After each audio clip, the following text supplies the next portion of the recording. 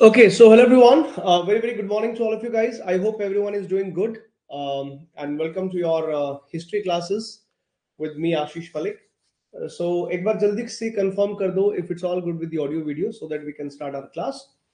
And also, please Nancy group में message drop कर दो that the class is live so that like other people can also join. एक बार group में जरूर फटाफट से message drop कर दो कि history class जो है it's been live. और ऑडियो वीडियो भी कंफर्म बताइए जरा.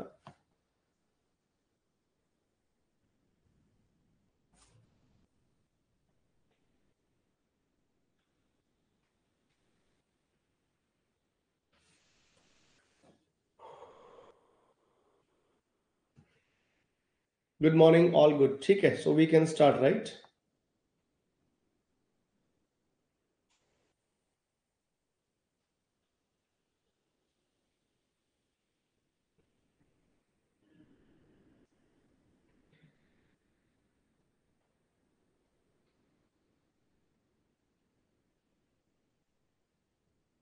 चलो मैंने ही ड्रॉप कर दिया message. Anyways, okay, so we started with our chapter number 5 yesterday right. तो कल हम लोगों ने चैप्टर नंबर 5 जो है स्टार्ट किया था.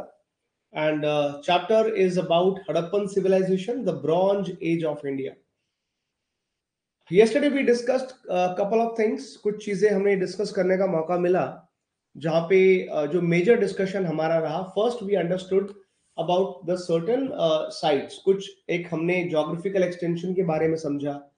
कुछ हमने इसकी इंपॉर्टेंट साइट्स के बारे में बात की, जैसे हड़प्पा क्यों इंपॉर्टेंट था, मोहनजोदारो इंपॉर्टेंट था, लोथल का क्या सिग्निफिकेंस था, जो सुरको ताड़ा है या सुक्तेगन दौर नाम की जो जगह है उसकी क्या इंपॉर्टेंस थी. We understood about Dholavira, Rakhi Garhi जहां पे तीन तीन फेजेस थे. गुजरात के अंदर कुछ लोकेशन जहां पे लेट फेज बना था. बनवाली और कालीबंगन, हरियाणा का बनवाली और हिसार डिस्ट्रिक्ट में, और कालीबंगन गुजरात राजस्थान में, इनकी क्या इंपॉर्टेंस थी. तो we understood that couple of sites. और ये भी समझा कल के लेक्चर में कि यार इंडस वैली का जो एरिया है वो 13 लाख स्क्वायर किलोमीटर का एरिया था. और 13 लाख स्क्वायर किलोमीटर एरिया इतना लार्ज एक्सटेंट ऑफ एरिया था कि अपनी किसी भी कॉन्टेम्परेरी सिविलाइजेशन के मुकाबले में ये बहुत बड़ी सिविलाइजेशन थी. आप इजिप्ट के साथ कंपेयर कर लीजिए, आप मेसोपोटामिया के साथ कंपेयर कर लीजिए. इसके एक्सटेंशन के अलावा we also understood certain things about the town planning and structure. तो बहुत कुछ हमने खास चीजें इसकी टाउन प्लानिंग को लेकर कल जिक्र किया. टाउन प्लानिंग की अगर हम बात करें सो वी अंडरस्टूड कि यहाँ पे सिटाडल्स का कल्चर था, एक्रोपोलिस कल बताया था आपको. उसके अलावा हमने समझा कि जो रॉयल फैमिलीज के लोग थे वो रहते थे सिटाडल्स के अंदर, और जो आम आदमी थे, कॉमन मैन थे, they used to live in a brick houses. Normal brick houses में थी, मगर वो ब्रिक भी कौन सी थी? Burned brick. ये लोग पक्की जो ईंटें हैं उनके घर बनाया करते थे.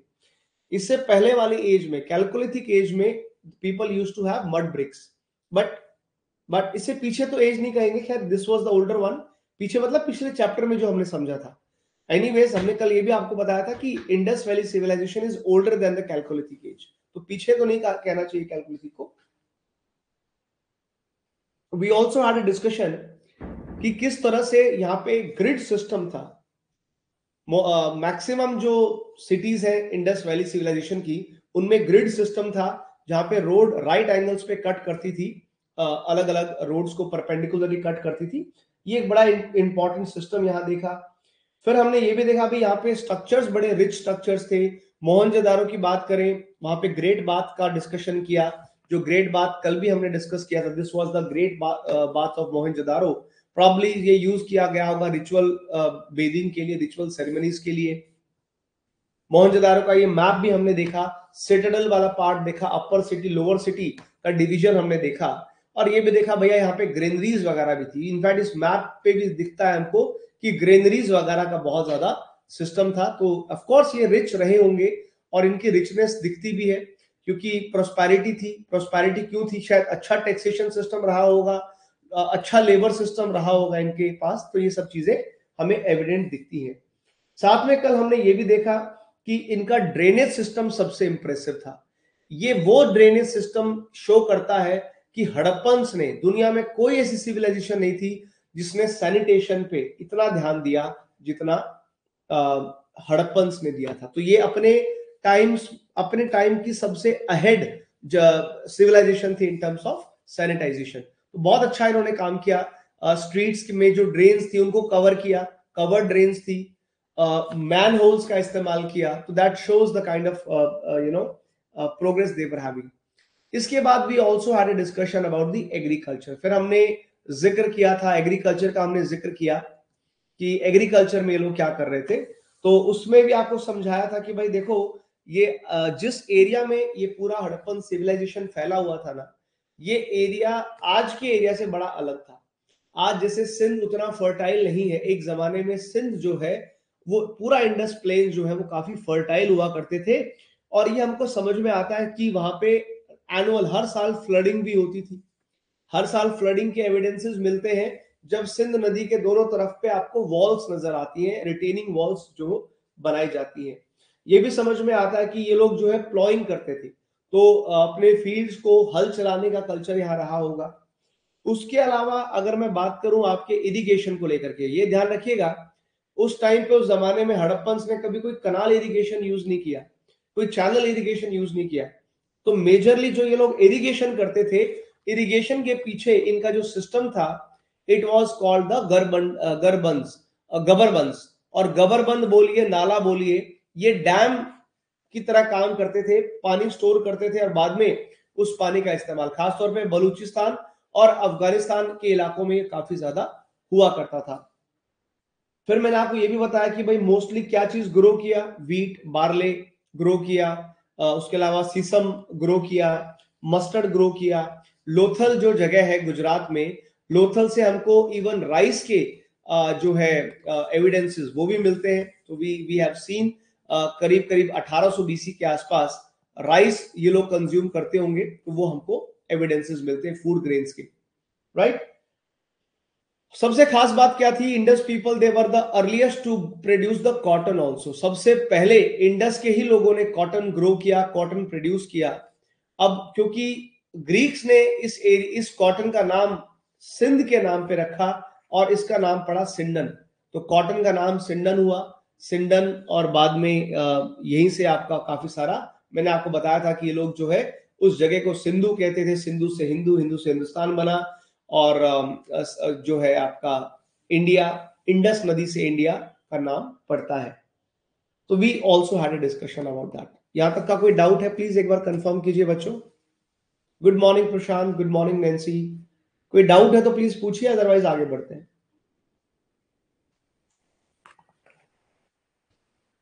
जी, ऑल गुड, यहां तक हो गया, क्विक रिवीजन भी कर लिया।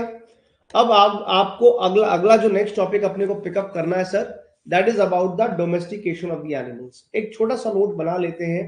हड़प्पन सिविलाइजेशन में ये लोग डोमेस्टिकेशन ऑफ एनिमल्स कैसे कर रहे थे, इसके ऊपर एक छोटा सा नोट्स बनाइए।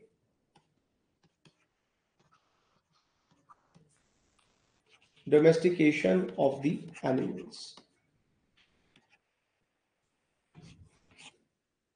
डोमेस्टिकेशन ऑफ द एनिमल्स बहुत लार्ज स्केल पे किया। हड़प्पन्स ने एनिमल्स को डोमेस्टिकेट किया at a very large scale, ठीक है बॉस। तो इसमें ये लोग बिल्कुल भी पीछे नहीं थे। लार्ज स्केल डोमेस्टिकेशन हुआ। कौन कौन से एनिमल्स डोमेस्टिकेट किए गए? ऑक्सन,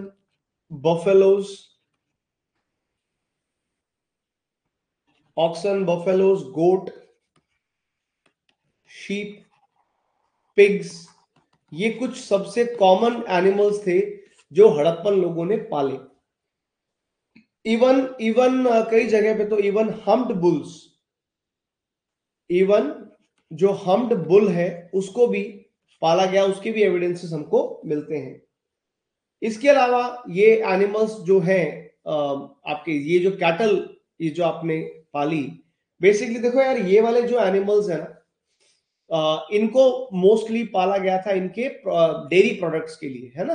तो ये इनका यूज करते थे for meat and for the sake of milk, meat and milk वगैरह के पर्पस के लिए।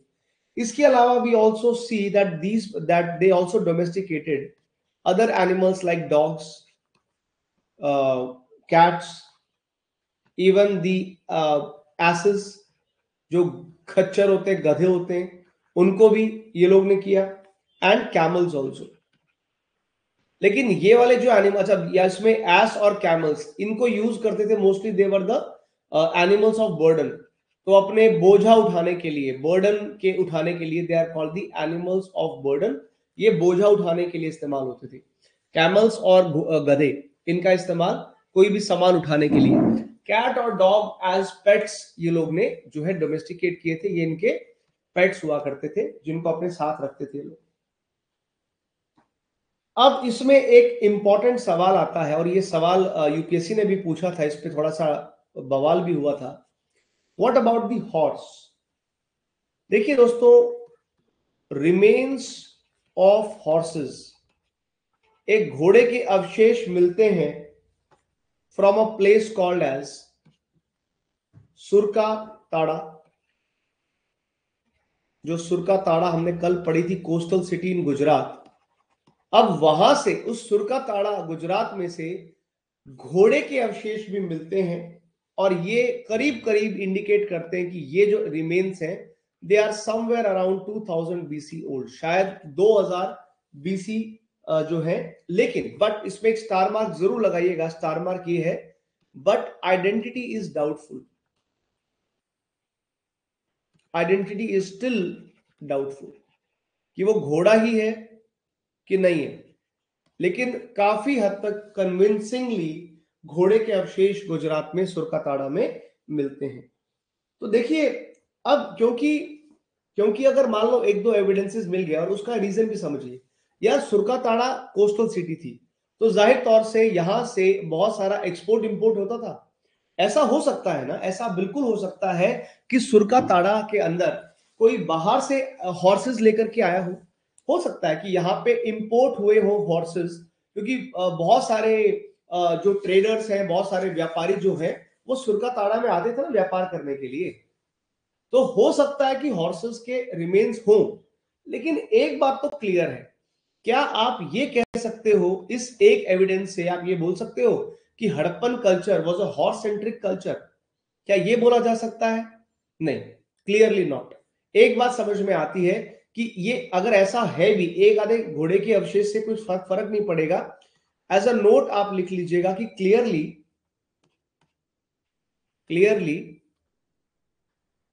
the Harappan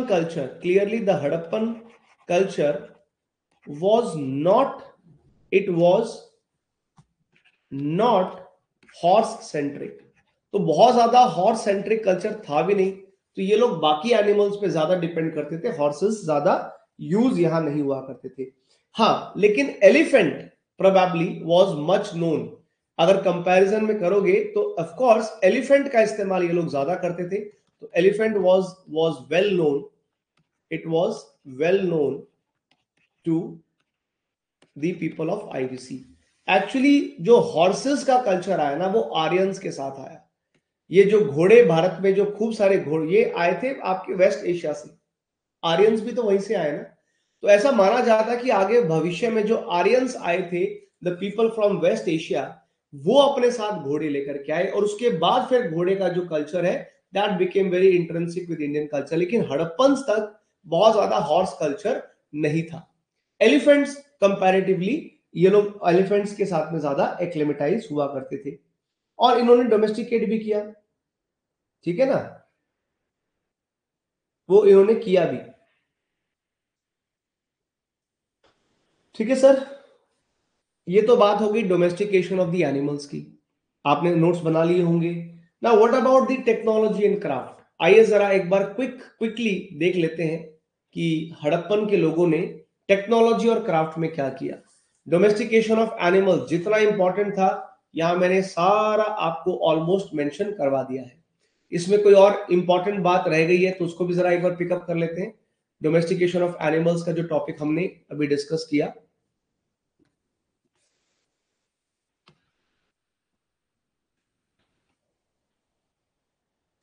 और उसका रीजन भी है ना कि एनिमल्स लार्ज स्केल पे क्यों हैं। क्योंकि ऑफ कोर्स हड़प्पन्स जो थे, ये एग्रीकल्चर करने वाले कम्युनिटीज, राइट, ये खेती बाड़ी करते थे, तो इसलिए जानवरों को भी अपने साथ रखते थे। और कौन कौन से जानवर आपको ऑलरेडी मैंने बता दिया।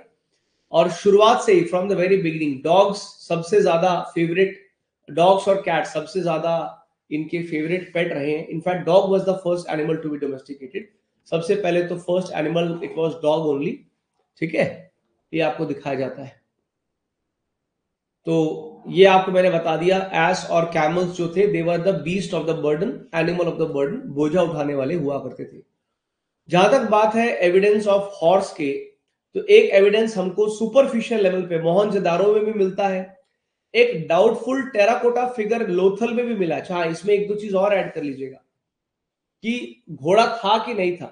तो अभी एक बात बताओ, लोथल जो गुजरात में लोथल जगह है, वहां पे अगर एक खिलौना मिला है जो घोड़े जैसा लगता है, तो जाहिर तौर पे एक एक यहाँ पे एक विचार आता है मन में कि यार किसी ने घोड़े का खिलौना क्यों बनाया। इसका मतलब वो लोग अवेयर थे, इसका मतलब घोड़ा उनके यहाँ इस्तेमाल होता होगा, तभी तो घोड़े का वो बनाया है, तभी तो घोड़े का टेराकोटा फिगर बनाया है। लेकिन जो एक जो रिमेन्स प्रॉपरली मिलते हैं वो सुरका ताड़ा में आपको मैंने बताया जो मिलते हैं। लेकिन इसके अलावा मोहनजोदारो में और लोथल में भी चांसेस हैं कि शायद घोड़े के घोड़ा रहा हो, घोड़ा यूज हुआ हो, इन व्हाट वे। बट ये बात पक्की है कि ये एनिमल जो घोड़ा है it was not a very regular creature. यहाँ पे एलिफेंट्स वेल नोन थे, मैंने आपको बताया। और उस टाइम की, उस जमाने में जो सुमेरियन cities थी मेसोपोटामिया की, they practically produced the same food grains, domesticated the same animals as Harappan did, but Harappans people in Gujarat produced rice and domesticated elephants, which was not the case with Mesopotamia. अगर कल को comparison करने को आ जाए, चलो एक hypothetical question आ जाए कि क्वेश्चन ही आपसे पूछा जाए कि भाई मेसोपोटामिया और हड़प्पन यहाँ के दोनों कल्चर्स को कंपेयर करो, तो एक चीज आप यहाँ बता सकते हो कि देखो वैसे तो मेसोपोटामिया के लोग भी लगभग वही सेम फूड ग्रेन प्रोड्यूस कर रहे थे, वीट, बार्ले, सीसम और मस्टर्ड, जो हड़प्पा के लोग कर रहे थे। वही सेम एनिमल्स को डोमेस्टिकेट कर रहे थे जो हड़प्पन कर रहे थे। बस फर्क इतना है, सिर्फ फर्क यहाँ पे इतना आएगा कि हड़प्पन के लोगों ने राइस भी प्रोड्यूस किया, जो मेसोपोटामिया के लोग राइस नहीं प्रोड्यूस करते थे। वहां का क्लाइमेट नहीं है ना। अब आप खुद सोच के देखिए ना, ईरान में या इराक में चावल कैसे लगेगा, खुद ही सोचिए। ईरान इराक में राइस लगेगा क्या? नहीं, राइस के लिए फेवरेबल क्लाइमेट ही नहीं है। और दूसरा, एलिफेंट, मेसोपोटामिया के लोगों ने एलिफेंट्स को डोमेस्टिकेट नहीं किया था, लेकिन हड़प्पन्स ने एलिफेंट को डोमेस्टिकेट किया था। तो एक दो मेजर डिफरेंस तो अपने को समझ में यहीं से सामने सामने मिल जाते हैं। फिर आप कंपैरिजन करोगे, आप एरिया को लेके कंपैरिजन कर दो, एरिया को लेके कंपैरिजन कर दो, कॉटन प्रोडक्शन में कंपैरिजन कर दो। तो ये तो आपकी समझ है भाई, आपकी अंडरस्टैंडिंग है, आप किस हिसाब से अपनी नॉलेज का इस्तेमाल करते हो। यूपीएससी पूछता ऐसे ही क्वेश्चन है, हिडन क्वेश्चन निकाल के लाता है, अनएक्सपेक्टेड चीजें आपसे पूछ ली जाती है। लेकिन अगला जो टॉपिक हम डिस्कस करेंगे that is very important to understand more about the IVC, and that is the tech and craft. So ये लोग जो है आईवीसी के लोग जो इंडस वैली सिविलाइजेशन में, what was the technology and craft. So technology और क्राफ्ट की बात करते हैं। टेक्नोलॉजी और क्राफ्ट पे डिस्कशन अगर हम करें तो जरा समझते हैं बॉस, टेक्नोलॉजी और क्राफ्ट के बारे में जरा समझते हैं कि आखिर यहां पे किस तरह से काम इनका हो रहा था। तो एक बात तो समझ में आती है, हम बिल्कुल इस बात पे एग्री करेंगे that IVC was a bronze civilisation, इसमें तो कोई डाउट ही नहीं है। तो Indus valley civilisation was clearly a bronze age. तो ब्रॉन्ज एज ये थी, people were very much aware about the bronze they were using at a large scale।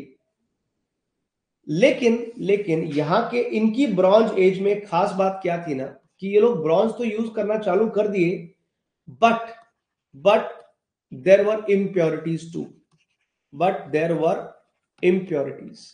बहुत ज्यादा प्योर ब्रॉन्ज इनको बनाना नहीं आता था। इनके ब्रॉन्ज में कई सारी इम्प्योरिटीज भी हुआ करती थी। और उस इम्प्योरिटीज के अलावा एक और खास इनका ब्रॉन्ज में खास बात क्या थी, इम्प्योरिटीज तो थी ही। सो यहां से समझ में आता है कि नॉट मच एडवांस, इनके पास कोई बहुत एडवांस टेक्निक नहीं थी, तो इसीलिए इम्प्योरिटीज वाला ब्रॉन्ज बन रहा था। और दूसरा ना, इनके ब्रॉन्ज में ना they were using comparatively less percentage of tin. Tin भी बहुत ज्यादा इस्तेमाल नहीं करते। देखो टिन वैसे भी कम मिलता था भारत में, और टिन की कमी होने की वजह से, टिन कम होने की वजह से कम परसेंटेज टिन मिलाते थे, इसीलिए भी ज्यादा ब्रॉन्ज में इंप्योरिटीज आपकी आती थी। तो इनकी ब्रॉन्ज की, इनकी मेटलर्जिकल टेक्निक्स आपको मैंने बता दी कि they were using less tin because of less availability, and that's why they were impurities in the bronze that they made. इसके अलावा कॉटन टेक्सटाइल में ये माहिर थे, इसमें कोई डाउट ही नहीं है। कॉटन और टेक्सटाइल की बात करें तो बिल्कुल भाई बहुत ज्यादा प्रोग्रेस किया। They were very very good at cotton and textiles. In fact not just the normal textile but they were also even with the wool. तो वूल हो गया, नॉर्मल टेक्सटाइल, कॉटन, कॉटन के अंदर तो देवर एक्सपर्ट्स, इसमें कोई डाउट नहीं है इस चीज के। तो ये एक्सपर्ट्स थे, दुनिया भर में मशहूर थे।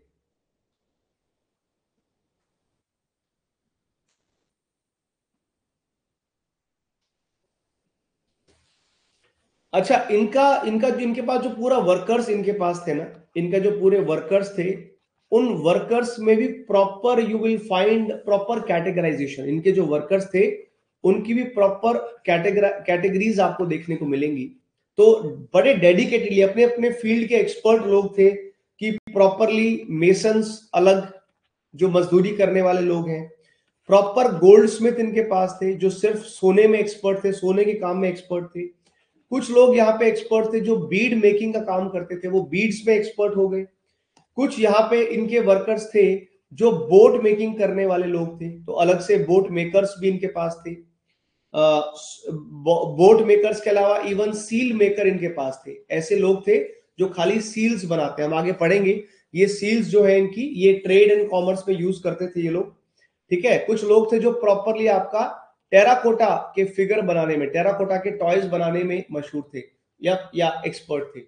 तो यस, एक बात समझ में आती है कि यार इनके ना लेबर, जो इनके वर्कर थे ना, ये बड़े डाइवर्स थे। इनके वर्कर में बड़ी डाइवर्सिटी थी।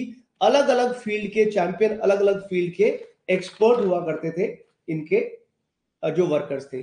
बाकी क्राफ्ट टेक्नोलॉजी की बात करें तो यस, इन्होंने भी इन्होंने आईवीसी के लोगों ने भी, they also used they also used the potter's wheel. इन्होंने भी जो है यूज किया पॉटर्स का व्हील, पॉटर्स व्हील यूज किया अपनी पोट्री के लिए।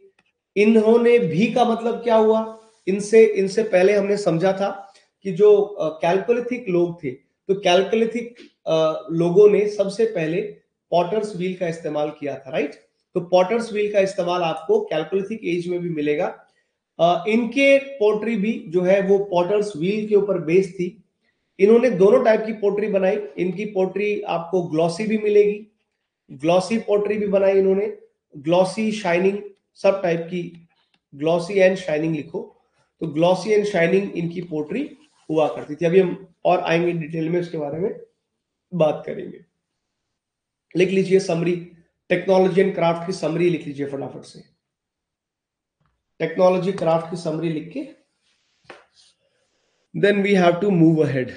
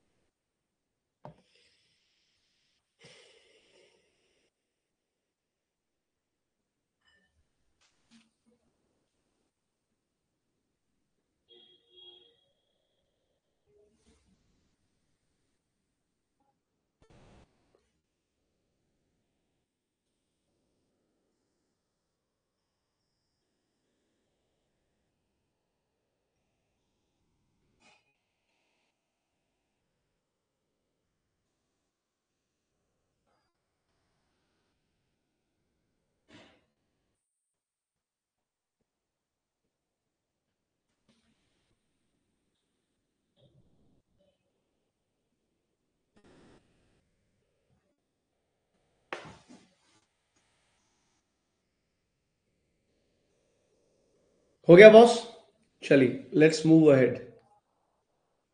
तो अभी आपको मैंने ये वाला पार्ट यहाँ पे कवर किया है, ठीक है। इसमें जो आपने इंपॉर्टेंट चीजें लिखी, इसमें एक दो चीजें और कुछ ऐड करने वाली हैं, तो वो भी आपको मैं बता देता हूँ और क्या कुछ इसमें ऐड कर सकते हैं। तो टेक्नोलॉजी क्राफ्ट में आपको मैंने बताया कि हड़प्पन कल्चर जो है ब्रॉन्ज एज था, लेकिन यहाँ पे खास तौर पे ये भी आपको बताया कि ब्रॉन्ज एज होने के साथ साथ पीपल ऑल्सो यूज्ड स्टोन। तो ऑब्वियसली अकेला ब्रॉन्ज कुछ नहीं होता, it's a bronze stone age आपको मैंने बताया। ब्रॉन्ज बनाते थे कॉपर और टिन को मिक्स करके, लेकिन क्योंकि दोनों ही जो मेटल्स हैं, सिंस नन ऑफ देम, कोई भी इनमें से इजीली अवेलेबल नहीं था हड़प्पन्स के लिए, तो ये लोग जो ब्रॉन्ज टूल बनाते भी थे हड़प्पन्स वाले में, इनमें इम्प्योरिटीज थी, जो आपको मैंने बताया इम्प्योरिटीज थी, जो दिखाती है कि copper was obtained from Khetri mines in Rajasthan, although it could also be brought from Balochistan, but most likely ये दो ही सोर्सेज रहे होंगे। तो हड़प्पन्स ने ज्यादातर जो ब्रॉन्ज, ऐसा क्वेश्चन आ सकता है कि हड़प्पन ज्यादातर ब्रॉन्ज कहां से ले रहे थे, तो हड़प्पन्स के सॉरी ब्रॉन्ज कह रहा हूं, कॉपर कहां से ले रहे थे, तो हड़प्पन्स के कॉपर के जो सोर्सेज थे, या तो वो खेतरी माइन राजस्थान था या दूसरा बलूचिस्तान हो सकता है। जहां तक बात टिन की है, टिन क्योंकि ज्यादा था नहीं और बहुत मुश्किल से टिन आता था, वो भी Afghanistan was the major source for tin, याद रखना है, टिन मेजरली अफगानिस्तान से आ रहा था, इसलिए कम ही अमाउंट में टिन की मिक्सिंग यहां पे की गई, ठीक है। लिखा भी हुआ है smaller percentage of the tin, ये आपको पॉइंट मिलेगा यहां पे।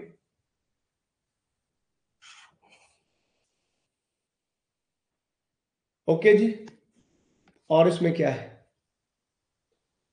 अच्छा ऊपर से देखिए इन्होंने इनके पास ये सारी चीजें तो ठीक है, जो इनके ब्रॉन्ज स्मिथ थे, जो इनके ब्रॉन्ज के टूल्स बनाने वाले लोग थे, उन्होंने सभी तरह की चीजें प्रोड्यूस करी, सिर्फ बर्तन वगैरह नहीं, उसके अलावा बहुत सारे tool, weapon, axe, saw, knife, spear, हर चीज को उन्होंने ब्रॉन्ज से बनाया। ब्रॉन्ज का यूज काफी मल्टीपल उस पर किया गया।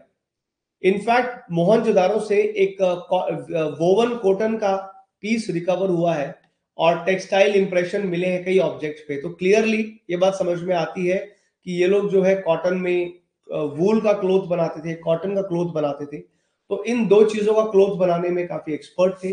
तो क्लियरली इनको वीविंग की नॉलेज थी, स्पिनिंग की नॉलेज थी इन लोगों को, जो इन्होंने किया, तो definitely they have done a great job in terms of textiles and other things, ठीक है ना। बाकी ये आपको मैंने बता ही दिया कि इनके बाकी प्रैक्टिसेस, बाकी लोग क्या क्या करते थे, that I already told you. अच्छा, इनके यहाँ पे जो ज्वेलरी है, खास तौर पे जो ज्वेलरी आईवीसी के लोग पहनते थे, तो आईवीसी की ज्वेलरी सिल्वर, गोल्ड और प्रेशियस स्टोन्स की ज्यादा हुआ करती थी। और ये जो पहले दो सिल्वर और गोल्ड जो है प्रोबेबली ये अफगानिस्तान से लाए होंगे, और प्रेशियस स्टोन्स ये लोग जो है साउथ इंडिया से लाए होंगे, ऐसा मान के हम चलते हैं। बीड मेकिंग के लोग एक्सपर्ट थे, पॉटर व्हील का इन्होंने इस्तेमाल किया, ग्लॉसी शाइनिंग पोटरी इन लोग ने बनाई। चलो, ये तो खैर हमने आपको ऑलरेडी लिखवा भी दिया, आगे बढ़े। अब नेक्स्ट पॉइंट आप डालिएगा, नेक्स्ट हेडिंग आप डालिएगा, व्हाट अबाउट द ट्रेड। ये लोग व्यापार क्या कर रहे थे, व्यापार कैसे करते थे, तो आइए जरा ट्रेड समझते हैं इंडस वैली सिविलाइजेशन के लोगों का, इनका व्यापार किस चीज का था और ये कैसे ट्रेड करते थे। देखिए बॉस, जहां तक बात है इनकी ट्रेड को लेकर के है, ठीक है, तो इनका ट्रेड था, ये लोग ट्रेडर्स थे, ये लोग धंधे वाले लोग थे, व्यापारी लोग थे। इस बात के सबूत कहां से मिलते हैं, so their trade was actually attested by, their trade was attested by the presence of granaries. इनके पास ग्रेनरीज क्यों थी भाई, इनके पास ग्रेनरीज का होना, इनके इनके यहां से बहुत सारी सील्स का मिलना, ठीक है, सील्स के अलावा इनके पास इन सबके पास एक यूनिफॉर्म स्क्रिप्ट का होना, इन सब के पास एक यूनिफॉर्म स्क्रिप्ट थी, अपनी खुद की एक स्क्रिप्ट हुआ करती थी, उसका होना, और इनके पास इवन रेगुलेटेड वेट्स, हाँ वेट्स जो आप लोग यूज करते हैं कोई भी वजन तोलने के लिए, वजन मेजर करने के लिए, आखिर ये चार चार चीजों का होना, it is attested by the presence of the following। तो ये लोग ट्रेडर्स थे, व्यापारी लोग थे, इस बात का सबूत ये चार चीजों में मिलता है। भाई ग्रेनरीज थी, तो यहाँ पे खूब सारा इन्होंने जो है अपना ग्रेन प्रोड्यूस करके उसको प्रोसेस किया और एक्सपोर्ट किया होगा। सील्स का मिलने का मतलब है कि व्यापार किया तभी तो सील एक्सचेंज हुई, वरना क्या मतलब रोमन सील यहाँ मिलती, इजिप्ट की सील यहाँ क्यों मिल रही है, या भारत की स्क्रिप्ट सील वहां क्यों मिल रही है? इन्होंने एक अपनी यूनिफॉर्म स्क्रिप्ट बनाई, एक अपनी खुद की स्क्रिप्ट जो इन्होंने बनाया, ठीक है, तो उसका भी यूज किया इन्होंने अपने मैसेजेस लिखने में ट्रेड रिलेटेड, और वेट्स का मिलना, प्रॉपरली बाकायदा वेट्स मिले, रेगुलेटेड वेट्स, तो ये सब चीजें रही। तो इसका मतलब ये लोग व्यापारी लोग थे, इन्होंने जो है काफी ज्यादा बिजनेस तो यहाँ पे किया है। असल में किस चीज का ट्रेड करते थे, अब ये भी सोचिए। तो जो एविडेंसेस हमको मिलते हैं समझ में आता है कि जो मेजर ट्रेड था, the major trade of the IVC people was actually trade in stone. ये लोग पत्थर का व्यापार करते थे, मेटल का व्यापार करते थे, और इवन शेल का व्यापार भी करते थे। शेल्स जो होते, सीपियां, तो स्टोन, मेटल और शेल, ये प्रोबेबली इनके मेजर ट्रेड रहे होंगे। पर एक बात भी समझ में आती है कि ऐसा ऐसा नहीं है, IVC people were not self sufficient, ये भी समझ में आता है that they were not self sufficient. तो ये लोग भी सेल्फ सफिशिएंट तो नहीं थे, they also had to import the raw material, they also had to import the raw material, इनको मंगाना पड़ता था रॉ मटेरियल, और फिर ये लोग प्रोसेस करते थे, ये भी बात समझ में आती है। एक खास बात आईवीसी के लोगों की, ध्यान से एकदम स्टार मार्क के साथ लिखिएगा, the people of the IVC they did not use any metal money, they did not use any metal money, इन्होंने कोई भी मेटल मनी का इस्तेमाल नहीं किया। तो फिर ये पेमेंट वेमेंट कैसे करते थे सर?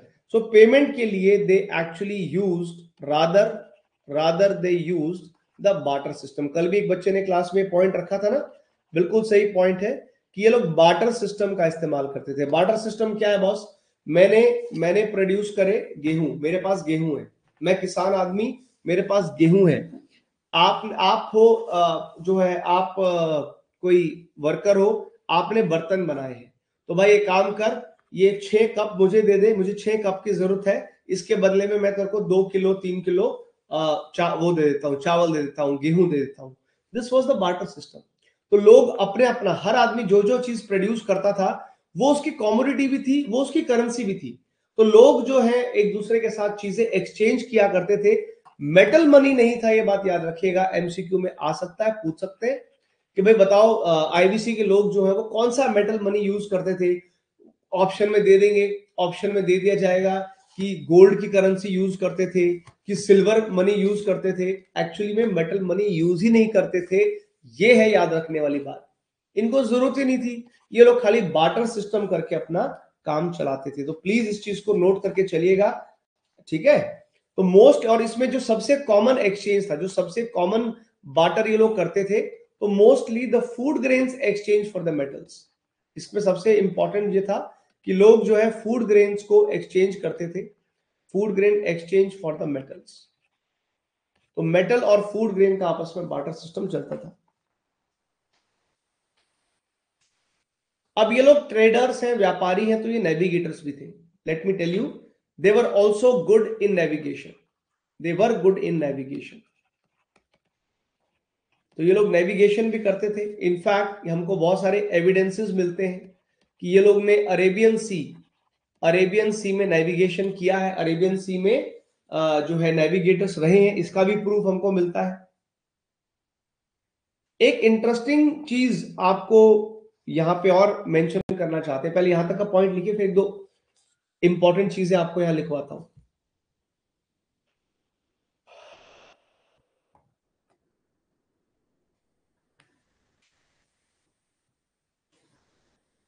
अपने ट्रांसपोर्टेशन के लिए आईवीसी के लोगों ने they used wheels, true that they used wheels in transportation. तो इन्होंने जो भी ट्रांसपोर्टेशन सिस्टम बनाया, इन्होंने अपने ट्रांसपोर्टेशन में व्हील्स का इस्तेमाल किया। लेकिन इंडस वैली सिविलाइजेशन के अंदर जो व्हील थे ना, उन व्हील की एक खास बात थी, they were actually solid wheels, they used solid wheels in the carts. इन्होंने अपने कार्ट्स में सॉलिड व्हील का इस्तेमाल किया था, not the spoked wheel. not the spoked wheel. Solid wheel क्या होता है भाई? पूरा का पूरा, ये देखो, ये पूरा का पूरा टायर है, पूरा का पूरा व्हील है, बीच में पूरा सामान है और कुछ भी नहीं है.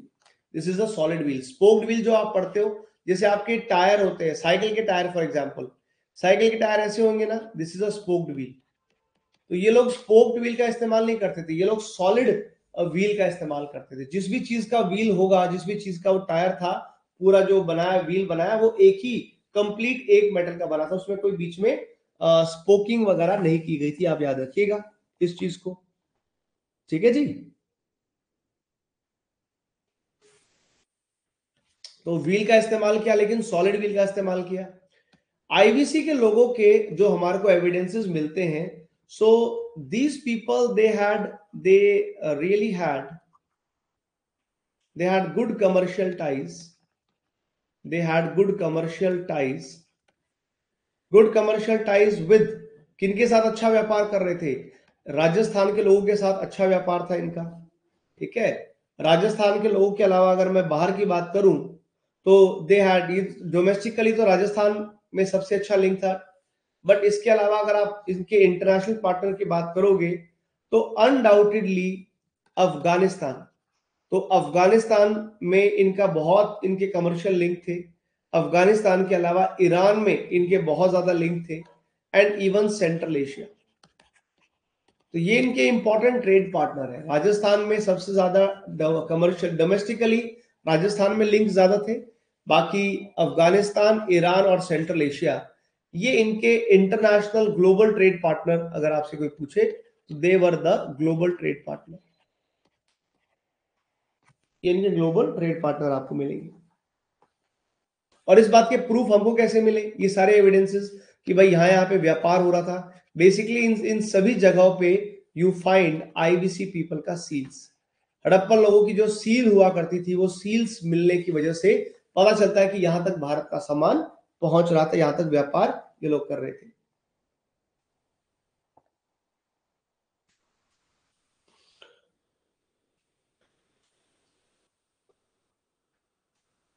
ठीक है. हड़प्पा के लोग मेकअप के भी बड़े शौकीन थे, कॉस्मेटिक्स और मेकअप के बड़े शौकीन थे. ये एक्चुअली में हमने सीखा था मेसोपोटामिया के लोगों से. ठीक है. तो ये भी एक पॉइंट लिखा जा सकता है कि जो आईवीसी के लोग हैं, दे एक्चुअली यूज्ड कॉस्मेटिक्स. बिल्कुल ये फैशन के लिए कॉस्मेटिक्स का यूज करते थे, बट ये करना, it was actually influenced from the people of Mesopotamia.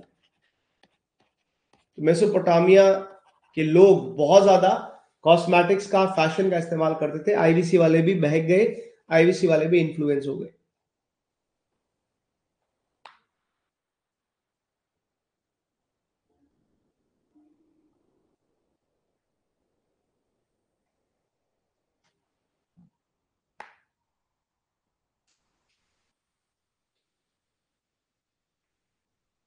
ठीक है भैया.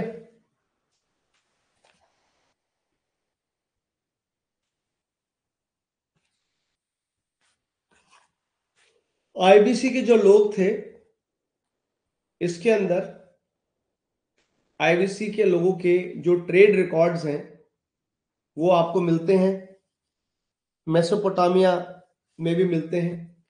अच्छा, यहाँ पे जो इंडस रीजन, एक चीज और लिखवाना चाहता हूँ स्टार मार्क करके, कि what was the ancient name, what was the ancient name of Indus region. इस पूरे इंडस रीजन का, इस पूरे इंडस रीजन का एंशिएंट नेम है मेलुहा. एक किताब भी आती है मेलुहा के नाम से, है ना. तो क्योंकि मेलुहा एक एंशिएंट नेम है इंडस रीजन का, ठीक है, मेलुहा इज द, तो बहुत जगह पे, बहुत सारे सील्स पे आपको मेलुहा की स्टैंप मिलेगी. मेलुहा का शायद आपको नेम मिले, सील्स के ऊपर आपको मेलुहा का जिक्र मिले मेसोपोटामिया की सील्स में. ऐसा पॉसिबल है, हो सकता है.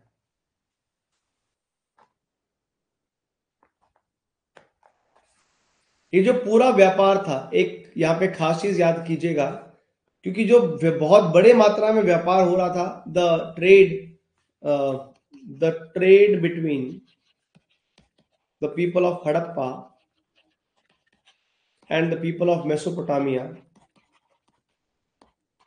मेसोपोटामिया और हड़प्पा के लोगों के बीच का जो व्यापार था, this whole trade actually had to intermediate trading stations also. इस पूरे ट्रेड रूट में दो इंटरमीडिएट ट्रेड स्टेशंस भी थे, दो बीच में और ट्रेड स्टेशंस को जोड़ा गया था इस पूरे व्यापार की चेन में। और वो दो ट्रेड स्टेशन कौन से थे भैया? One was Dilmun and second was the Makran coast. अब ये दिलमम किधर है sir? Dilmun is in Bahrain. तो बहरीन का दिलमम और मकरान कोस्ट आपको कल भी बताया था, मकरान कोस्ट जो है आपका that belongs to the portion of जो ईरान पाकिस्तान वाला बॉर्डर है, उस एरिया का, ईरान पाकिस्तान के पास का जो एरिया है वो मकरान कोस्ट का एरिया। तो डेफिनेटली जब ये पूरा व्यापार हड़प्पा और मेसोपोटामिया के बीच में था, ये दो जगह को भी इस पूरे ट्रेड रूट का फायदा मिला। ये इंपॉर्टेंट ट्रेड साइट है हड़प्पा के लोगों के लिए, आपको याद रखना है।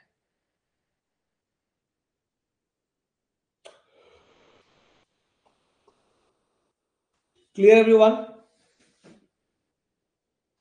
अच्छा, इनका ना ये एक और चीज को इंपोर्ट करते थे बेसिकली, लेपिस लजूली। एक कहीं पे स्टार में बॉक्स आइटम लिख लेना, लेपिस लजूली। ये बेसिकली क्या होता है आपका? लेपिस लजूली जो है ना, ये बहुत ही नायाब पत्थर होते हैं, लेपिस लजूली। तो that used to be imported by the people of IVC. IVC के लोग बड़े क्रेजी थे लेपिस लजूली नाम के इस कलरफुल पत्थरों के लिए, और इंपोर्ट करते थे बिकॉज लेपिस लजूली बहुत महंगा था, इंपोर्ट करना पड़ता था। और actually it was the Prestige, this was a Prestige of the ruling class. किसी भी रूलिंग क्लास के लिए ये प्रेस्टीज हुआ करता। तो इसका भी ये लोग जो है व्यापार करते थे, इसको भी ये लोग जो है मंगाते थे। यहां तक का पॉइंट क्लियर हुआ बच्चों? क्लियरली एक बार बताओ जरा, कॉन्फिडेंट यस नो बोलो।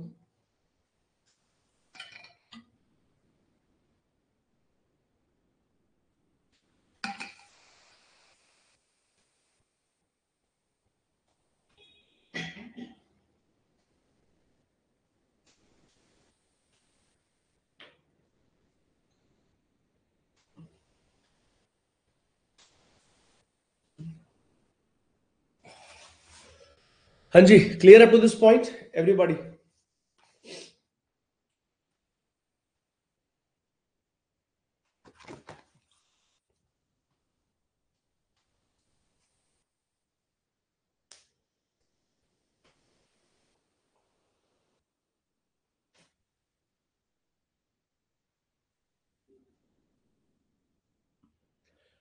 They were doing that trade also. They were doing the trade also of the cotton and the textiles. Yes, they were doing it also, but not at a very large scale, not at a very massive scale, because ये लोग mostly they were consuming on their own. Mostly ये लोग जो है खुद ही consume ज्यादा कर रहे थे, इसलिए फिर बाकी जगहों पे अपना अपना कॉटन प्रोडक्शन स्टार्ट हुआ ना। इजिप्ट में अपना कॉटन प्रोडक्शन स्टार्ट हुआ, बाकी जगहों पे उसका बहुत ज्यादा व्यापार ये लोग नहीं कर रहे थे। इनके जो मेजर व्यापार के आइटम थे वो स्टोन मेटल्स वगैरह ज्यादा दे वर डूइंग। ठीक है, तो हमने हमारी स्लाइड्स में भी मेंशन की है ट्रेड वाली चीजें, तो यहां पे आप यहां से भी चीजों को पिकअप कर सकते हैं। तो कौन कौन सी खास चीजें हमने अभी पढ़ी आपको जो डिस्कस करी है, तो उनको एक बार क्विकली यहां से देख लेते हैं। ठीक है, तो ये आपको मैंने बता दिया कि ऑफ कोर्स इनके पास सब कुछ सारा रॉ मटेरियल नहीं था इनके पास, तो obviously they were not self dependent. तो ये सेल्फ डिपेंडेंट तो नहीं थे, इनको भी इंपोर्ट करना पड़ता था। ये भी आपको मैंने बताया कि कोई भी मेटल मनी का इस्तेमाल ये लोग नहीं किया। ठीक है, हमें कोई आइडिया नहीं है वैसे उनकी करेंसी के बारे में, लेकिन हाँ मोस्ट लाइकली इन्होंने बार्टर सिस्टम अपनाया था, ऐसा हम मान के चलते हैं। ठीक है, ये हम ऑलरेडी समझ चुके हैं। साथ में इन्होंने नेविगेशन किया, वो आपको मैंने बता दिया। व्हील का इस्तेमाल किया, वो भी सॉलिड व्हील का इस्तेमाल किया था, ना कि स्पोक्ड व्हील का, ये भी आपको बताया था। इनके कमर्शियल लिंक मैंने आपको 3 जगह बताई, देखिए 3 जगह आपके सामने है। तो राजस्थान, अफगानिस्तान, ईरान, इनकी मेजर कमर्शियल लिंक यहाँ पे थे। बाकी इन्होंने जो है मेसोपोटामिया तक, अब ना द लैंड ऑफ टिग्रिस और यूफ्रेट किसको बोलते हैं, ये दो नदियां, इन दो नदियों पे कौन सी सिविलाइजेशन थी, द मेसोपोटामियन सिविलाइजेशन, राइट। तो ये लोग ने वहां पे खूब सारा व्यापार किया, धंधा किया मेसोपोटामिया के लोगों के साथ में। बहुत सारी हमको सील्स मिली, तो हमको पता चलता है कि वहां तक भारत का धंधा हुआ करता था। ठीक है, कॉस्मेटिक्स का बता दिया, मेसोपोटामिया के लोगों से इन्फ्लुएंस थे। और ट्रेड रिलेशन मेलुहा के साथ के रिकॉर्ड्स मिलते हैं प्रॉपर, मेसोपोटामिया में रिकॉर्ड है, मेसोपोटामिया की हिस्ट्री में ये दर्ज है कि ये लोग जो है मेलुहा के साथ में व्यापार करते थे। और मेलुहा क्या था, मैंने आपको बताया, ancient name of Indus civilization, Indus region. तो मेसोपोटामिया की हिस्ट्री बताती है मेलुहा के साथ व्यापार हो रहा था 2350 बीसी में, है ना। और मेसोपोटामिया के ही हिस्टोरिकल टेक्स्ट से ये एक और हमको समझ में आया कि दिलमम और मकान नाम का जो एरिया है, मकान और दिलमम, ये दोनों जगह जो है, हमको मकान बोलो या मकरान बोलो एक ही चीज है, मकान इज सेम एज मकरान, ठीक है, इसमें कंफ्यूज नहीं होना। तो उन्हीं के, तो मेसोपोटामिया की हिस्ट्री से भी बहुत सारी चीजें जो है हमको पता चलती है। दिलमम आइडेंटिफाइड विद बहरीन, दिलमम क्या था, जो आज का प्रेजेंट डे बहरीन है, उस जमाने में दिलमम हुआ करता था पर्शियन गल्फ पे, ठीक है। तो ये चीजें आपको मैंने बता दी। Now comes a very important topic and this is something we all should pay attention towards. Sir, what about the political organisation? अब ये इंडस वैली सिविलाइजेशन में क्या कोई पॉलिटिकल ऑर्गेनाइजेशन थी? ये इनकी इनकी राजनीति कैसे काम करती थी, इनका इनका पॉलिटिकल स्ट्रक्चर, पॉलिटिकल सेटअप कैसा था, इसके बारे में जरा जानने की कोशिश करते हैं। So let's write about the political organization. This is absolutely important, something you should be aware of. Please put up the heading as hashtag the political organization. The political organization in Indus Valley civilization.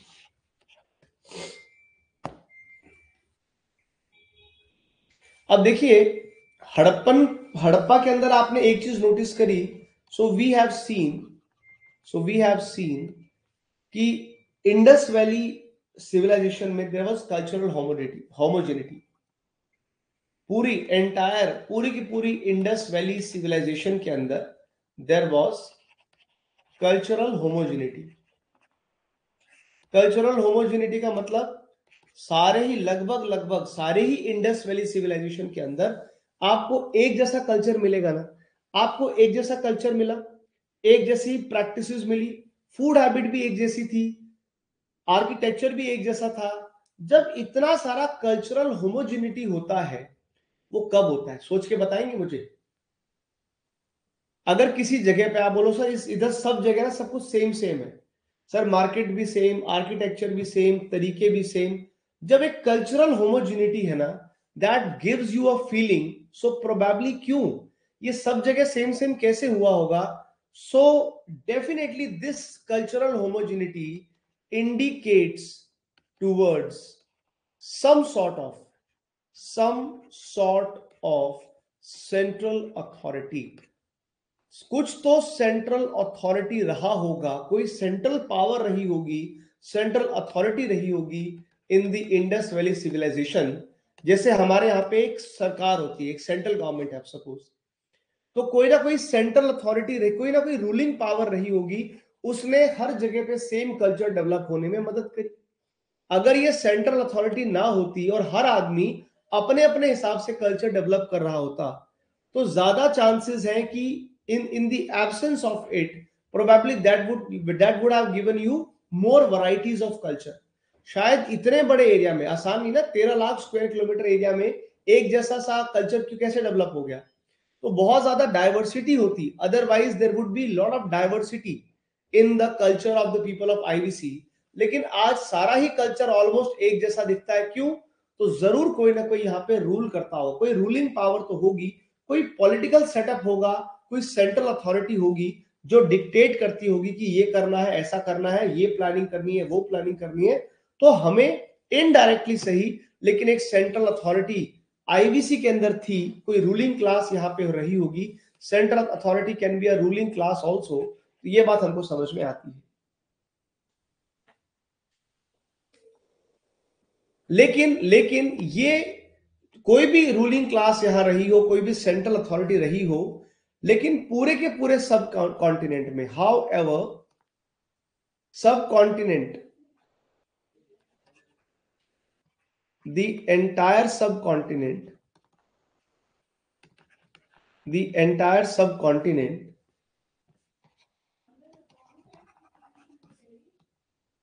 did not witness a large political unit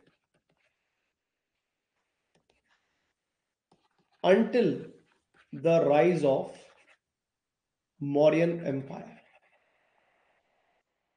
इस बात को समझिए, भले ही Indus valley civilization में कोई ruling class या central authority रही होगी, लेकिन एक्चुअली में इंडिया में मौर्यन एम्पायर तक कोई बड़ी पॉलिटिकल यूनिट नहीं रही, कोई बड़ा ऐसा साम्राज्य नहीं हुआ जिसको आप पॉलिटिकल यूनिट से कंपेयर करें। लेकिन हाँ, कुछ ना कुछ सेंट्रल अथॉरिटी यहाँ पे थी, और ये इस बात से भी समझ में आता है कि यार इनके यहाँ पे सिटाडल्स मिल रहे थे ना। अगर सिटाडल्स मिल रहे थे, फिर अगर कोई रूलिंग क्लास ना होती, कोई हायर क्लास ना होती सपोज, तो फिर ये ऐसा क्यों होता कि भाई अपर सिटी में ऊपर यहाँ पे सिटाडल बनाओ, आम आदमियों के लिए अलग टाइप के घर, रॉयल फैमिलीज के लिए अलग घर, तो कुछ ना कुछ तो सोशल डिवीजन तो था ही, है ना। ये इंपॉर्टेंट चीज है। तो प्लीज अंडरस्टैंड करें कि पॉलिटिकल ऑर्गेनाइजेशन थी, but not something comparable to the Mauryan empire which was considered to be the first large political unit of India। उस लेवल पे नहीं था। एक इंटरेस्टिंग चीज है हड़प्पन साइट्स के बारे में, that we have seen no temples, we have not seen, we have not seen any temple,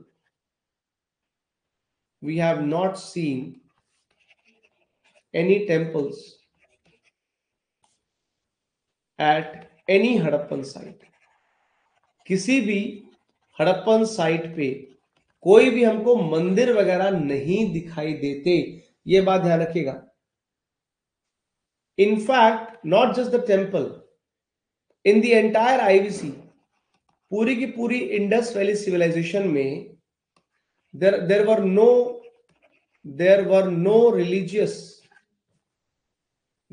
no religious structures. कोई ये लोग ने ज्यादा रिलीजियस स्ट्रक्चर भी नहीं बनाए, no religious structure of any kind, bracket except, एक एक्सेप्शन यहां है, and except the great bath. जो आपने देखा ना, the great bath at Mohenjodaro, तो उस ग्रेट बाथ को छोड़ करके और कोई भी ऐसा बड़ा रिलीजियस स्ट्रक्चर यहां नहीं है। तो ये भी एक इंटरेस्टिंग एलिमेंट नजर आता है आईवीसी के लोगों में। कोई बहुत ज्यादा लार्ज बड़े लेवल पे पॉलिटिकल यूनिट नहीं थी, मंदिर नहीं मिले, ये लोग एक्चुअली टेम्पल वर्शिप का कल्चर नहीं था। आईवीसी के जो लोग थे ना, they actually used to worship the natural forces.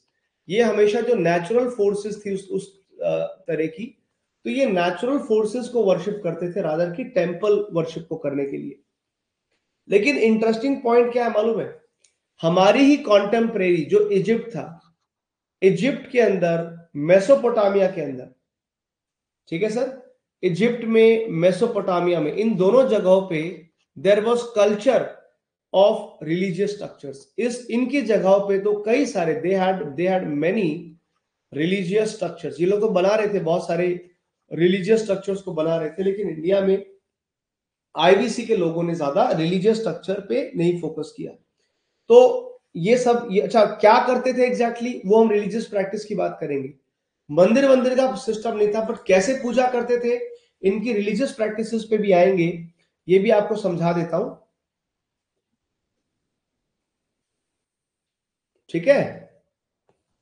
हाँ, हालांकि यहां पे एक चीज आप ये नोटिस जरूर कर सकते हो, एक इंपॉर्टेंट पॉइंट नोट कर सकते हो कि लोथल में, ऑल्दो एट लोथल, जो गुजरात में लोथल है, वहां पे दो evidence of practice of the fire cult. तो फायर कल्ट शायद वहां डेवलप हुआ था। लोथल में जो लोग हैं वो अग्नि की पूजा करते थे, फायर कल्ट का प्रैक्टिस करते थे। ये लोथल गुजरात में हमें इसका आंसर मिलता है। ओवरऑल अगर आप देखोगे, ओवरऑल कंक्लूडिंग आप देखोगे तो यार जो भी रूलर्स रहे होंगे, ठीक है। अच्छा, इसमें एक चीज और समझिएगा। तो पहले एक पॉसिबिलिटी ये मानी जाती थी कि क्या फिर यहाँ पे राजा होते थे, राजा नहीं थे तो क्या जो पुजारी थे, जो प्रिस्ट थे, हाँ, क्या ऐसा हो सकता है कि प्रिस्ट लोगों ने रूल किया हो। पर ऐसा लगता है सोचिए, जब टेम्पल ही नहीं है, जब मंदिर ही नहीं बने यहाँ पे, जब यहाँ पे कोई रिलीजियस स्ट्रक्चर ये लोग ने नहीं बनाया, तो एक बात बिल्कुल क्लियर है that no priests ruled in Harappa. तो क्लियरली हड़प्पा के अंदर जो है ये प्रिस्ट लोगों का भी राज नहीं था। भले ही प्रॉपर राजा ना रहे हो, लेकिन पुजारियों का, प्रिस्ट का भी राज नहीं था। तो क्लियरली यहां का political system was not captured by religious sentiment. ये बात समझ में आ रही है ना कि आईवीसी के टाइम पे पॉलिटिक्स थी और politics was not influence, politics को किसी तरह का कोई इन्फ्लुएंस ही नहीं था। Politics was not affected. It was not affected by any sort of religion को लेकर के और इस तरह की रिलीजियस प्रैक्टिसेस का पॉलिटिक्स पे असर नहीं था, क्योंकि मंदिर वगैरह नहीं, प्रिस्ट वगैरह कोई इनका इन्फ्लुएंस नहीं था। ये जरूर नोट कर लीजिएगा। अच्छा, ऊपर से एक और बात समझ में आती है कि भाई देखो, आईवीसी के लोग थे ट्रेडर, बोलो ना, आईवीसी के लोग धंधे वाले लोग थे, व्यापारी लोग थे। अब क्योंकि ये व्यापारी लोग थे, तो हड़प्पन फिर किसने रूल किया, सवाल आ सकता है। तो ऐसा माना जाता है कि प्रोबेबली आईवीसी के जो रूलर्स थे ना, दे वर बेसिकली मर्चेंट्स। तो शायद मर्चेंट्स जो थे, बड़े बड़े व्यापारी जो थे, बड़े बड़े मर्चेंट्स जो थे, शायद वही रूलर्स रहे होंगे आईवीसी के अंदर। अलग से राजा नहीं, पुजारी नहीं, शायद मर्चेंट्स ने, ट्रेडर्स ने रूल किया होगा आईवीसी के शहरों पे। ऐसी पॉसिबिलिटी हमको समझ में आती है। और इस बात का एविडेंस, एक और फर्दर प्रूफ मिलता है, इस बात का भी प्रूफ इस बात से मिलता है कि यार इंडस वैली सिविलाइजेशन के अंदर we saw in the history of Indus Valley civilization, we actually saw more commerce, we saw more commerce than the conquest। ज्यादा फाइट वाइट के रिकॉर्ड ही नहीं है। तो अब खुद ही सोचो भाई, जो व्यापारी आदमी होगा, धंधे वाला आदमी होगा, वो नहीं चाहेगा लड़ाई झगड़ा, नहीं चाहेगा ना।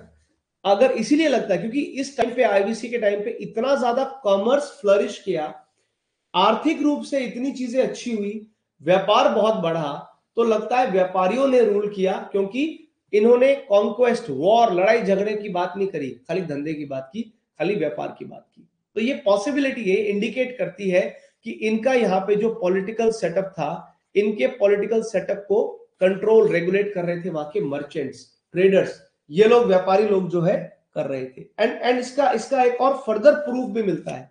एक और फर्दर प्रूफ बोलो सर क्या हो गया? इनके यहाँ पे ज्यादा लड़ाइयां नहीं हुई, इसका भी एक एविडेंस ये है कि we do not find many weapons in the IVC site. There are not many weapons, there are not many weapons found in the IVC site। बहुत सारी आईवीसी साइट्स पे हथियार ही नहीं मिल रहे, हथियारों की जरूरत ही नहीं पड़ी, क्योंकि लड़ाइयां नहीं हुई क्योंकि कॉमर्स पे, काम पे, इकोनॉमिक्स पे ध्यान था। तो ये पॉलिटिकल चीजें आपको याद रखनी है। तो क्या क्या चीजें पॉलिटिकल हो गई? पॉलिटिकल ऑर्गेनाइजेशन का पहला पॉइंट ये हुआ कि कोई ना कोई सेंट्रल अथॉरिटी तो थी, लेकिन कोई पॉलिटिकल अथॉरिटी, कोई बहुत बड़े लार्ज स्केल पे पॉलिटिकल नहीं, प्योर पॉलिटिकल सेटअप नहीं था। वो तो भारत के इतिहास में मौर्यन एम्पायर तक आया ही नहीं है। लेकिन एक बात समझ में आती है कि मेसोपोटामिया और इजिप्ट की तरह बहुत सारे यहाँ पे रिलीजियस स्ट्रक्चर नहीं थे, मंदिर नहीं थे, पुजारियों का ज्यादा रोल नहीं था, तो डेफिनेटली जो रूलर्स थे वो प्रिस्ट तो पक्का नहीं थे, ये बात भी समझ में आती है। हालांकि फायर कल्ट वगैरह मिलता है लोथल में, बट ओवरऑल यहाँ पे हड़प्पन्स को रूल करने वाले ट्रेडर्स थे, लड़ाई झगड़े हुए नहीं, इसलिए वेपन्स भी यहाँ पे मिलते नहीं। ठीक है जी, दिस इज इंपॉर्टेंट। अच्छा, अब क्योंकि अब आप पूछ ही रहे हो रिलीजन की, तो साथ ही साथ में we also there is a perfect time to learn the religious practices. आइए जरा हड़प्पन्स की रिलीजियस प्रैक्टिसेस को भी जरा समझते हैं, religious practices of the Indus valley civilization. तो भाई धर्म के नाम पे क्या पूजा पाठ करते थे ये लोग? देखिए, इनके लिए सबसे इंपॉर्टेंट थी what they used to worship. तो they definitely used to worship, these people used to worship earth goddess. ये लोग जो है अपनी अर्थ गॉडेस की पूजा करते थे, धरती मां की पूजा करते थे। उसे माना जाता था द गॉडेस ऑफ फर्टिलिटी, उसे ये लोग गॉडेस ऑफ फर्टिलिटी करके बोलते थे, उसकी ये लोग जो है बहुत ज्यादा पूजा करते थे।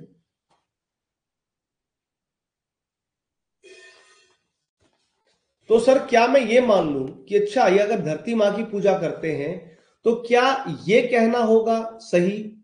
सो can we say that the IBC people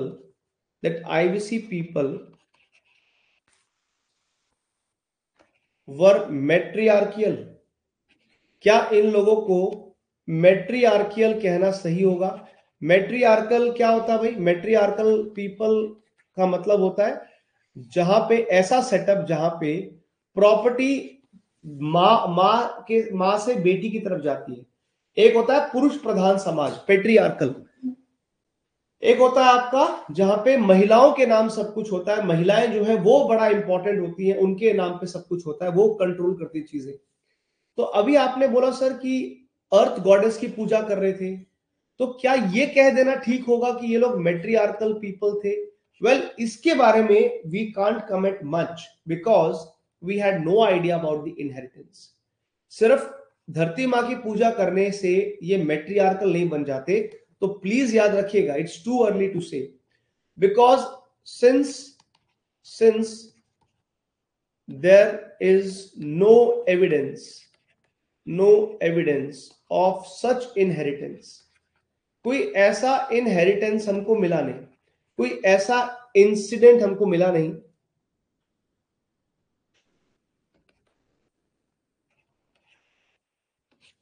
कोई ऐसा प्रूफ हमारे पास नहीं है जिसमें यह पता चल जाए कि भाई प्रॉपर्टी जो है ना, property from mother to daughter गई है। अगर मां से बेटी के नाम पे हो, मदर टू डॉटर के नाम पे हो, तो उसको फिर मैट्रियार्कल माना जाएगा। तो सर ये पॉइंट आया ही क्यों? इसीलिए आया भाई क्योंकि इजिप्ट के जो लोग थे, this matriarchal system was actually there in Egypt. Yes, Egypt के अंदर ये सिस्टम था, लेकिन सिर्फ अर्थ गॉडेस की पूजा करने से ये लोग मैट्रियार्कल तो नहीं बन जाते फॉर श्योर। ये बात तो अपने को समझ लेनी है। ठीक है बॉस, प्लीज नोट कीजिएगा। इनफैक्ट इस टाइम पे आईबीसी के लोग जो थे, इंडस वैली सिविलाइजेशन के लोग, they also prayed male deity. बिल्कुल, आईबीसी के लोगों ने they also worshipped the male deity. इनका इनका देवी थी तो देवता भी था, और इनके मेल डाइटी जो है, इनका इंफॉर्मेशन हमें कहां मिलता है, इसका एविडेंस हमको कहां मिलता है? On Harappan seal. एक सील के ऊपर हमको इसका एविडेंस मिलता है, जहां पे जिसको हमने नाम दिया है पशुपति महादेव का। अब ये सेटअप ही ऐसा है, इनके मेल डाइटी शायद रहे होंगे पशुपति महादेव। अब पशुपति महादेव की आप सील देखिए, आपको समझ में आ जाएगा कि इनके, और ये पशुपति महादेव जो है, it was a proto Shiva. Pashupati Mahadev जो थे, वो आज के जो हम भगवान शिव की बात करते हैं, तो शायद ये प्रोटो शिवा इनको कहा जाता है, कि शिव का ही एक एंशिएंट रूप आपको यहां देखने को मिलेगा। If you kindly look at this particular picture, पहले आप एक बार ये लिख लो, फिर मैं आपको एक बार वो दिखाता हूं। प्लीज एक बार फटाफट से लिखो, फिर आपको ये सील दिखाता हूं, समझ में आएगा कि ये लोग क्या कर रहे थे।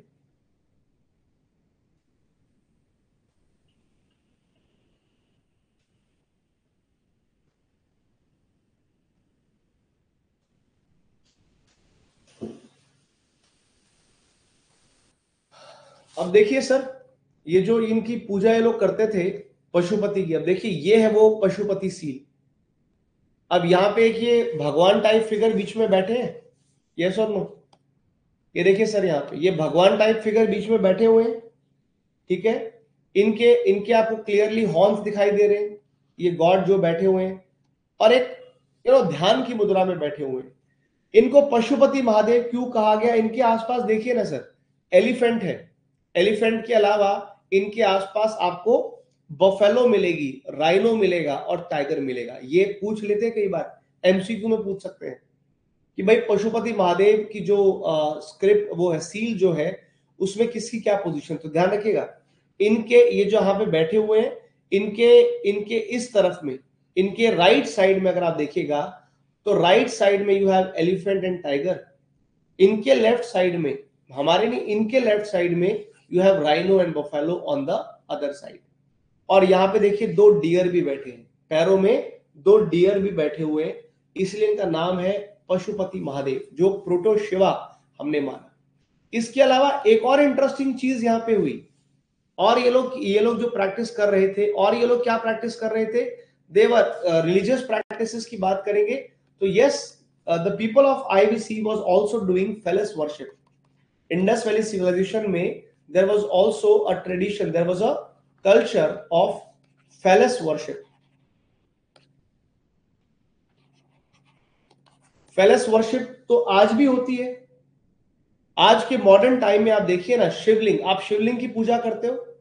फेलस इज द जेनिटल्स, जो प्राइवेट पार्ट्स होते हैं मेल या फीमेल के, तो प्राइवेट पार्ट्स की पूजा ये लोग तब कर रहे थे। जो फेलस वर्शिप है, जो आज मॉडर्न टाइम में you worship the Shivling, right? आप शिवलिंग की पूजा करते हो। शिवलिंग क्या है? उसमें लिंग और योनि दोनों है, राइट? तो फेलस वर्शिप जो है, एक्चुअली में जो ये फेलस वर्शिप है, it actually relates to present day lord Shiva. तो लॉर्ड शिवा के साथ जुड़ती है आज का जो शिवलिंग की जो पूजा है। ऐसी ही सेम प्रैक्टिस वहां भी हो रही थी।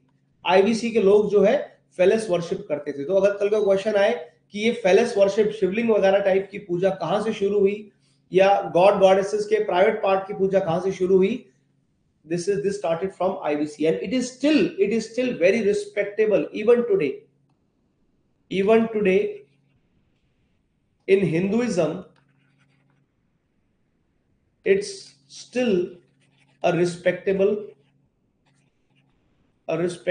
form of the worship. तो ये लोग का रिस्पेक्टेबल फॉर्म ऑफ वर्शिप बिल्कुल था। ट्री वर्शिप बहुत कॉमन था। आईवीसी के लोग जो है बहुत ज्यादा पेड़ों की पूजा करते थे, तो tree worship was very common, पेड़ों की पूजा करना, ठीक है। उसके अलावा ये लोग एनिमल्स की भी पूजा करते थे, बिल्कुल। Even animals were worship. Animals में किसकी वर्शिप करते थे? एनिमल्स में किसकी पूजा ज्यादा होती थी? तो सबसे ज्यादा वर्शिप एनिमल्स में आप देखिएगा तो एक राइनो की पूजा बहुत करते थे ये लोग, और दूसरा जो आपका वो था हम्ड बुल, ठीक है। जो भी हम्ड बुल था, तो बुल की भी बड़ी सिग्निफिकेंस थी। तो जो सांड होता है उसकी पूजा और राइनो की पूजा बहुत कॉमन ये लोग किया करते थे। हमें आईवीसी ये भी समझ में आता है कि थोड़ा बहुत ये लोग ना उसमें भी मानते थे, थोड़ा बहुत ये सुपरस्टिशंस में भी मानते थे। कैसे भाई? इनके यहाँ पे ताबीज भी बड़े मिले। We see a large number of, we also found large number of amulets, large number of amulets. Amulets क्या होते हैं? ताबीज, ठीक है। तो ये लोग ताबीज वगैरह पहनते थे, तो मतलब डेफिनेटली ये वर्ष थोड़ा बहुत ये लोग ना सुपरस्टिशियस भी थे कि ताबीज पहनने से मैं बच जाऊंगा, ताबीज पहनने से मेरी रक्षा होगी, टाइप लाइक दैट। तो that also tells about the kind of superstitious. थोड़ा बहुत जरूर सुपरस्टिशियस लोग रहे थे ये, जो ताबीज वगैरह को बहुत पहनते थे। तो ये है इनका ओवरऑल वर्शिप को लेकर के। तो किस तरह की वर्शिप ये लोग कर रहे थे, क्या इनकी रिलीजियस प्रैक्टिसेस थी, आपको बता दिया। अर्थ गॉडेस को बहुत पूजते थे, ठीक है। गॉडेस ऑफ फर्टिलिटी मानते थे, उसकी पूजा बहुत थी, पर प्योरली मैट्रियार्कल थे ये कहना मुश्किल है। मेल डाइटी की भी सील मिली है, पशुपति महादेव भी मिले हैं। फेलस वर्शिप में विश्वास करते थे। उसके अलावा ट्री की वर्शिप करना, एनिमल्स की वर्शिप करना और एमुलेट्स का यूज करना, ये कुछ कॉमन रिलीजियस प्रैक्टिसेस थी जो हड़प्पा के लोग कर रहे थे। ठीक है बॉस, चलिए तो I really hope that you have learn something very good, very very important, and इसके बारे में फिर हम कल जो है और स्टडी करेंगे। आज की फिलहाल आज की क्लास में इतना ही आप लोगों के लिए।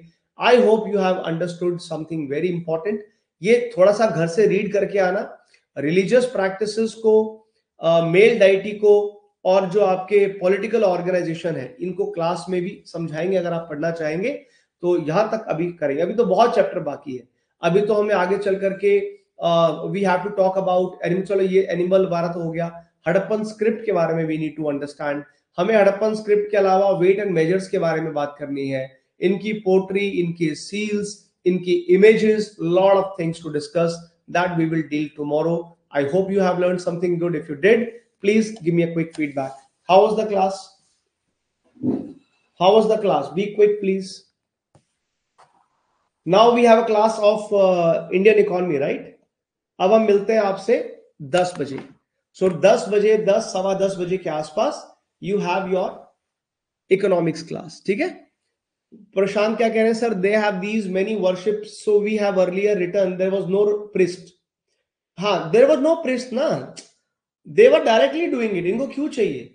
वर्शिप ये लोग करते थे, ये लोग डायरेक्टली करते थे। कोई ऐसा प्रीस्ट वगैरह नहीं था, कोई मंदिर के पुजारी टाइप नहीं थे, ठीक है ना? तो वो सब नहीं थे, मंदिर के पुजारी टाइप्स नहीं थे। प्रिस्टली क्लास अलग से, जैसे बाद में आगे चल करके आपने देखा ना कि हर छोटी बड़ी चीज करने के लिए ब्राह्मण को बुलाओ, है ना, किसी पुजारी को बुलाओ, वो प्रैक्टिस नहीं थी। पीपल अपने हिसाब से अपनी directly they were worshipping the things, so there was no middleman in between, right? तो वो सब नहीं था यहाँ पे, and directly they were doing that. चलिए दोस्तों, फिलहाल I need to stop the class. तो यही है यहाँ तक का हमारा point. I hope you have learned something new. Bye bye, take care. मिलते हैं अगली क्लास में ऑफ इंडियन इकोनॉमी। 10:15 बजे क्लास है। Take care, God bless you, जय हिंद।